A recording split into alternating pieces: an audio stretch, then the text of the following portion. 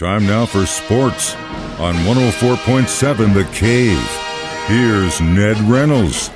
Mike the Intern, Ned Reynolds in the studio the day before Turkey Day. Gobble, gobble, as promised. What's your favorite dessert on Thanksgiving? Pecan pie. My man. I'm going to tell you something. I wasn't really a big fan. I do like pecans, but there's just something about the way they kind of make it set up in the pie. It's always kind of bothered me. My wife this year was baking pies at work, and so she was kind of going through all the recipes and stuff, trying to figure out which one she liked, and there was this one that added honey to it, kind of changed the consistency of it, almost like a cobbler, if you will. Oh my goodness, it's become my favorite pie, and yes, pecan pie. You know why I like it? Why? Because it tastes good. Ned Reynolds, everyone. I'm going into all the ingredients. You'll look for him on the Food Channel here in the next few weeks in his food reviews. All right, I just wanted to get kind of started out on a lighter side because obviously yesterday we had an Ozark sports legend pass, and he definitely left an impact in the area. With everybody. There was no question about it. Billy V, Bill Verdon, was one of us. He had such an impact on the public as to really be a resonating figure, yet in a silent way. Never went out of his way to seek any kind of publicity, nothing like that, but yet he never said no. You went to him for some kind of a charity, anything of that nature, Bill Verdon was always there. Great guy, and I've got to tell you, Mike, because it to me was instrumental and impacting as far as the human spirit is concerned. He and his wife had their 70th wedding anniversary on Sunday. Just Sunday, like 72 hours ago. And he was there.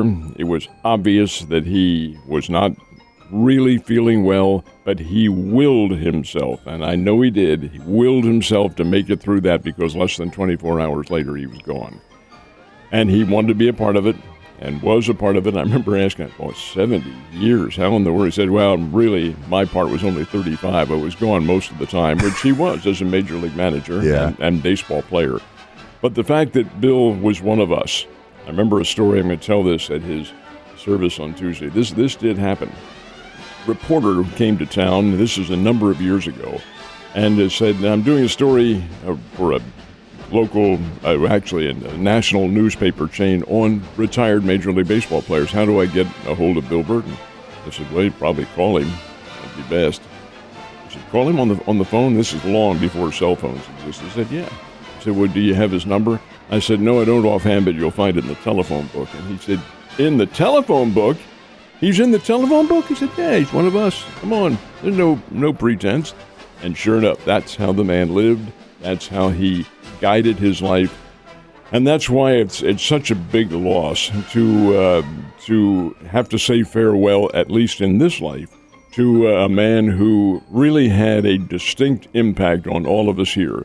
How to live, how to conduct yourself, how to be instrumental in what you did. I got a big kick out of the New York Times story yesterday on Bill's passing. They said, quiet manager. And yes, he was to us here. He wasn't with his team. He was different. Ask Barry Bonds or maybe Richie Hebner or some of those guys how quiet he was. He had his word and his way went. The all-time winningest manager in the history of the Houston Astros.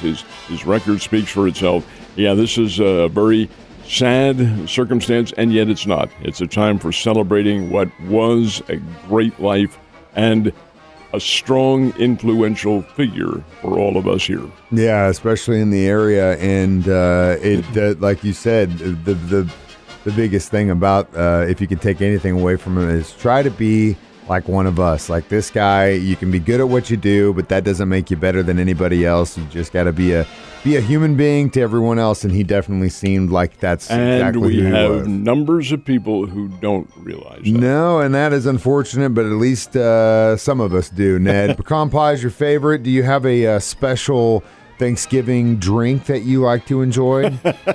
The drink of the day. You know what that is, man.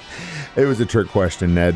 So what happened last night in local basketball? Well, we had the Bears playing in the second round down in Naples, Florida, and played a very interesting game. Played East Tennessee State. East Tennessee State's Buccaneers from Johnson City are not not a big name as such, but they are a very dangerous basketball team.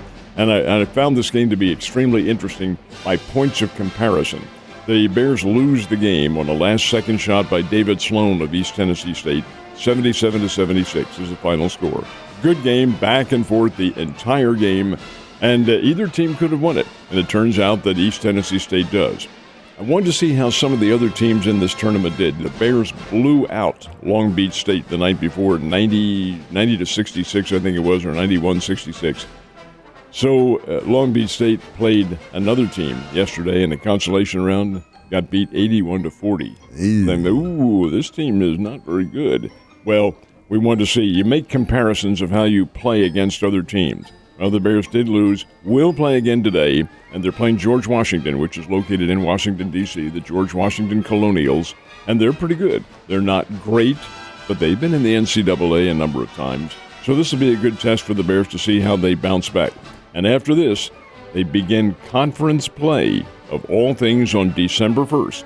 This is unprecedented to begin play in the league that early. But it's one game, then they're on conference the rest of the month, and then go back into your conference play again at the start of the year. It's a little experiment that's being tried, but regardless, the way it is, the way it's going to be, and the Bears will pursue that. As far as the Drury teams are concerned, they had kind of a split day. They're playing a tournament.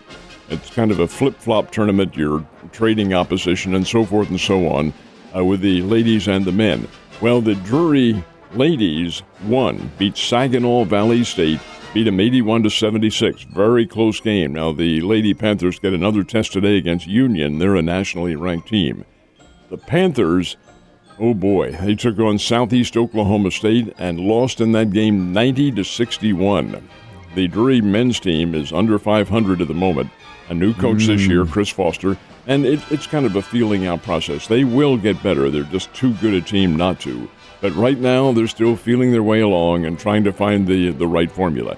They will play again today as well. The Drury teams play at 5:30. That's when the Lady Panthers play, and the guys at 7:45. So it's a great way to start Thanksgiving. Get out and see a little hoop. Absolutely. If you're in the area, definitely get out and support those teams. Now, so far this year, most of the games on Thursday have been actually pretty good going into Thanksgiving. You know, we've got 3 games, and I personally think they look like they might actually, at least the mid-afternoon, the evening game could be good. That first game, though, Bears-Lions, who knows? I heard a report yesterday this might be Matt Nagy's last game as coach of the Bears. I don't know how you can release a report. We're going to fire him after the next game. But if they lose to the Detroit Lions, they definitely will if he doesn't win. How do you like these games? This is unprecedented. Now, Detroit always plays at home on Thanksgiving. They're the only team in the National Football League ever to have played only on Thanksgiving. Their tradition started in 1934, so they are always home. There were times when the Lions were pretty good. They aren't now. They have the one tie this year with the Pittsburgh Steelers, and that is it. But they're playing the Chicago Bears tomorrow in Detroit, and I found this to be extremely interesting. This is a tradition in the NFL. For the Lions to be at home, there were still tickets available for that game. That's how bad the Lions have been. They are winless other than the one tie. Bears are a favorite, but on Thanksgiving Day, anything can happen. Now, the Dallas Cowboys, since the mid-1970s, have played at home on Thanksgiving, and they are home as well. They're playing the Las Vegas Raiders tomorrow. That does not shape up. Well, it does, too. Let me backtrack on that. It does shape up as a pretty good game. Yeah, that's what I'm thinking, too, These are former Chiefs opponents here in recent weeks, and how they square off against each other, be interesting to see. It is pro football. Anything can happen. And then in the more recently installed Thanksgiving night game, which of course is done for television purposes, the Buffalo Bills go down to New Orleans, play the Saints. Saints got blown out by Philadelphia last week. The Bills got beat at home in Buffalo. Boy, who's going to rebound here? So we do have 3 games. There is also one college game tomorrow. And the college game is a traditional rivalry. It's called the Egg Bowl. And it's in Mississippi. It's Ole Miss against Mississippi State. These are 2 pretty good football teams who don't like each other. They do not like each other at all. And this game will be in Starkville. That's where Mississippi State is. So there'll be a big Thanksgiving night crowd on hand. It may be a little bit damp down there tomorrow night, but regardless of that, those fans in Mississippi turn out for Ole Miss and Mississippi State, a great rivalry. Really, and we got great games on Friday and Saturday in college football as well, too. So, But yeah, I think it's interesting how the way it's shaped up for the NFL games tomorrow. It's almost as if you've got 3 games of wounded animals playing each other that are really needing to do something. In a sense, that is right. Literally every single team in that. Teams who do need to rebound, and they will be playing, and that's just the way things have worked out. Dangerous wounded animal Thanksgiving schedule in the football world. So everyone knows by now, but Kansas City Chiefs were supposed to play the Broncos December 5th, and it was a noon game,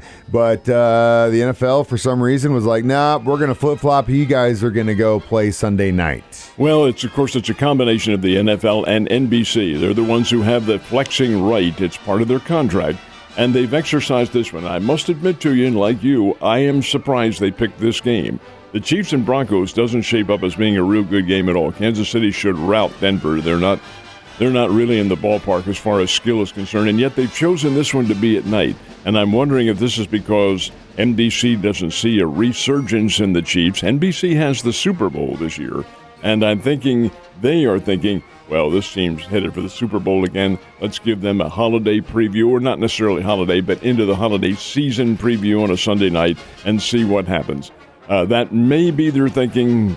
I think there are better games to have put there. Maybe the Steelers game coming up in a couple of weeks, but no, only allowed to flex 1 during this period.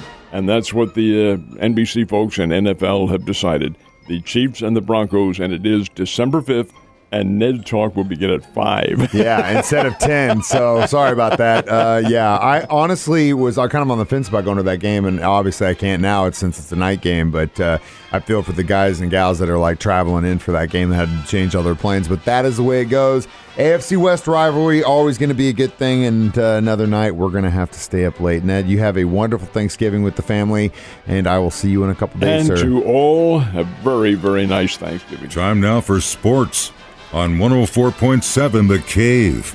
Here's Ned Reynolds.